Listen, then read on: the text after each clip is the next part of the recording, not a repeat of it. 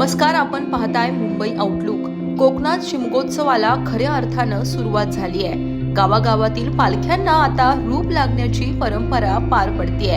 रूप लागणं म्हणजेच देवतेला पालखीत विराजमान करून पारंपरिक पद्धतीनं सजवणं।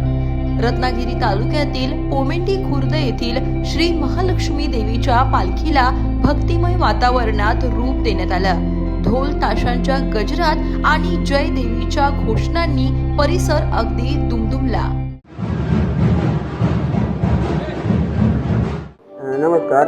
श्री महालक्ष्मी देवस्थान पोमेंडी खुर्द काजरघाटी या गावचा हा शिमगोत्सव आता सुरू झालेला आहे। रूप लागण्यापासून रूप उतरेपर्यंत हा शिमगोत्सव साजरा होतो। त्याप्रमाणे इथे रूप फाल्गुन एकादशीला लावली जातात, तो आजचा दिवस इथे साजरा होत आहे। त्याचप्रमाणे द्वादशीला होळी तोडण्याचा कार्यक्रम असतो, तोही पारंपरिक रीतीने शांततेमध्ये तो पार पडला जातो। यावर्षी प्रतिवर्षीप्रमाणे रत्नागिरीत होळी तोडण्याचा कार्यक्रम आहे। तसंच त्रयोदशीला येथे शिमगोत्सव साजरा होतो, होळी उभी राहते, पालखी नाचवण्याचा कार्यक्रम होतो आणि तिथे सर्व भक्तगण येतात, बाहेर गावून येतात, सगळे मानकरी येतात, सगळे माहेरवासीन येतात, त्यांचे गारगाराणे तिथे घातले जातात आणि सर्वांच्या मनोकामना परिपूर्ण सांगून तो शिमगोत्सव पार पडतो।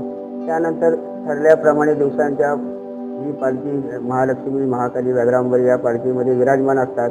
त्या गावभेटीला जातात, सर्वांच्या गावी भेटी होतात आणि अमावस्येच्या आधी तिथे रूप उतरण्याचा कार्यक्रम पार पडतो।